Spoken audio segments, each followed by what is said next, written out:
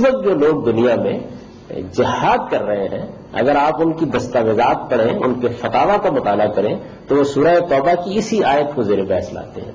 حد یہ ہے کہ جب ہمارے ہاں بچوں کے لیے نصاب بنایا گیا تو اس میں بھی خاص طور پر اس سورہ کو رکھا گیا کہ مسلمانوں اور غیر مسلموں کے مابین کیونکہ تعلقات کو اصلاً یہی سورہ بیان کرتی ہے، تو اس وجہ سے بچپن ہی سے لوگ اس بات سے واقف ہو جائیں کہ جیسے ہی وہ دنیا میں قدم رکھیں گے تو ان کو تمام مشرکین کے گلے کاٹ دیں گے۔ تو یہ میں آپ کی خدمت میں عرض کر رہا ہوں کہ ایک پس منظر کو جب آپ بالکل درست طریقے سے نہیں جانتے تو اس کے نتیجے میں کتنے معاملات اس طریقے سے دوسری صورت اختیار کرنا شروع کر دیتے ہیں۔ تو قرآن مجید کس نوعیت کی کتاب ہے؟ میں نے آپ سے عرض کیا کہ یہ معلوم ہوتا ہے کہ وہ ایک پیغمبر کی سرگزشت انذار ہے، یعنی یہ ایک پیغمبر ہے اور اس پیغمبر نے اپنی قوم کے ساتھ، اپنے مخاطبین کے ساتھ گفتگو شروع کی ہے،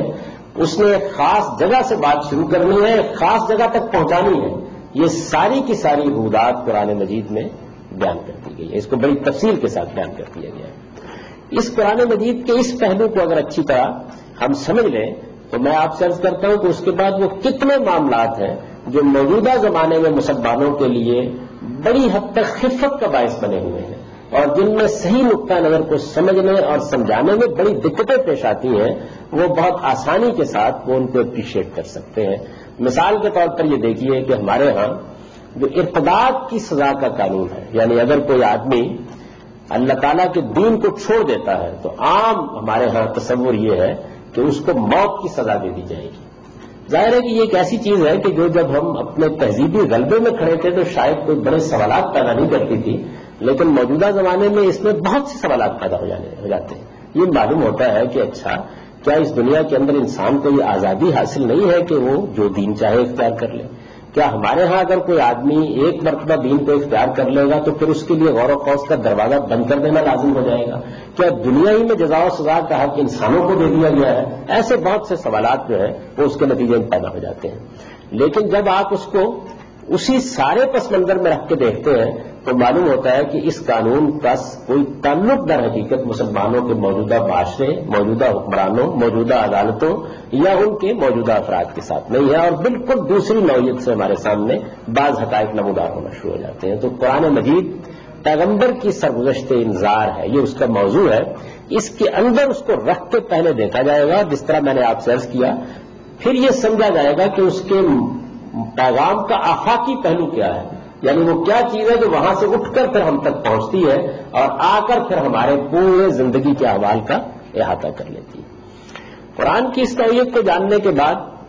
اب ایک اور پہلو جو قرآن مجید کا ہمارے سامنے آتا ہے اس کو بھی دیکھ لیجئے،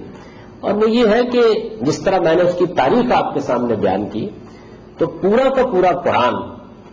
دین کی پہلی کتاب نہیں ہے، دین کی آخری کتاب ہے۔ یعنی یہ صورتحال نہیں ہے کہ قرآن سے دین شروع ہوا ہے، بلکہ اللہ تعالیٰ نے یہ بتایا ہم کو کہ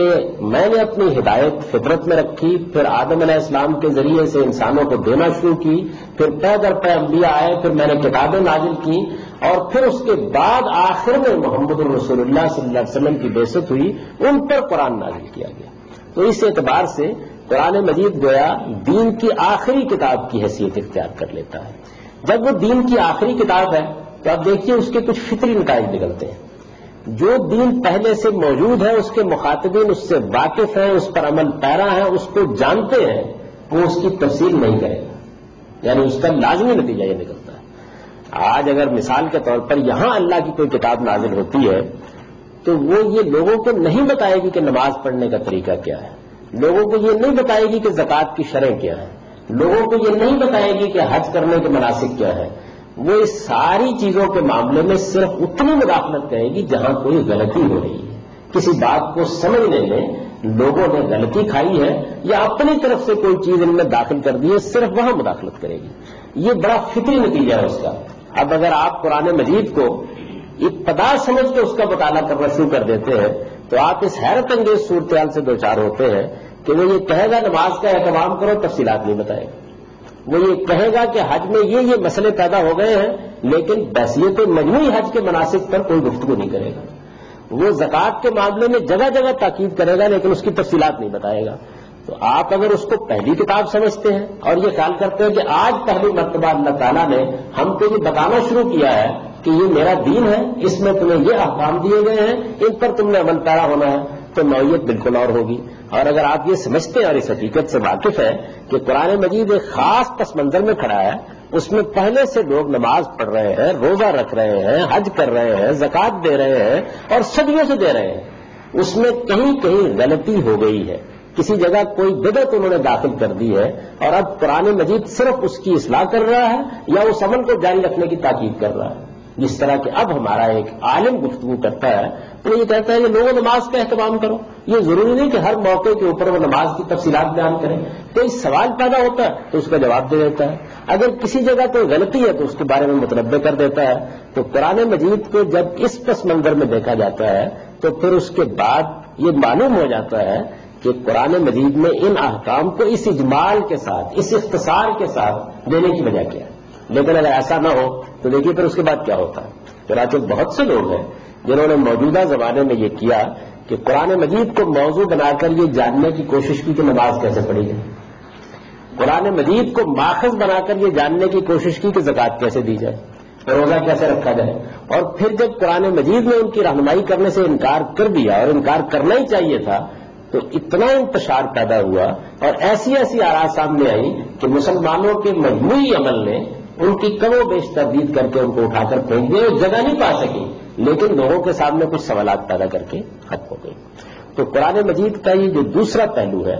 کہ ایک طرف وہ پیغمبر کے انذار کی سرگزشت ہے اور دوسری جانب خدا کی آخری کتاب ہے،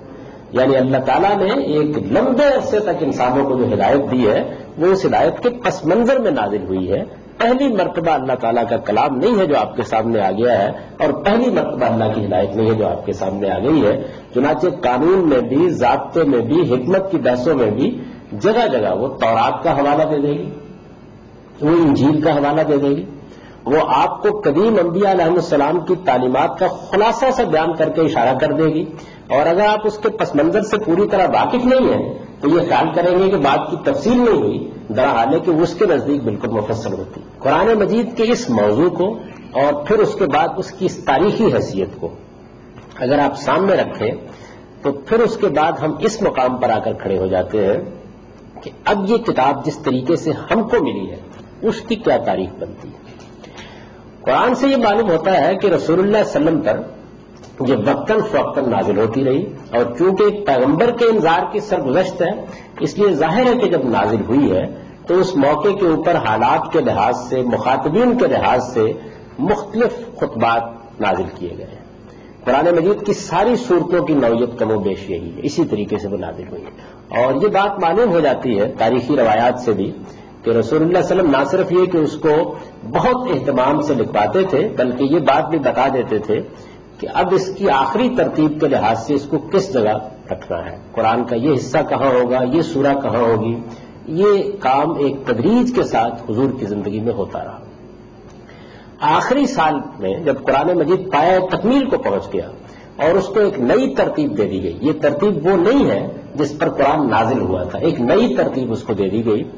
جب یہ نئی ترتیب قرآن مجید کو دی گئی تو یہ بتایا جاتا ہے کہ جبریل امین 2 مرتبہ رمضان میں آئے اور انہوں نے پورا قرآن مجید اس طرح پڑھا کہ ایک مرتبہ سارا کا سارا قرآن رسول اللہ صلی اللہ علیہ وسلم کے سامنے اس ترتیب سے جیسے کہ وہ ہمارے پاس ہے پڑھا، اور حضور نے اس کو سنا، اور دوسری مرتبہ حضور نے وہ سارا کا سارا قرآن پڑھا اسی ترتیب کے ساتھ اور جبریل امین نے اس کو سنا۔ اس بات کا پورا اہتمام کر لیا گیا کہ اس میں کوئی کسی قسم کا رکھنا باقی نہ رہ جائے۔ یہ پوری طرح ترتیب پا گیا، تحریری صورت میں بھی لکھوا کر رکھ لیا گیا۔ اس کے بعد رسول اللہ صلی اللہ علیہ وسلم دنیا سے رخصت ہوئے۔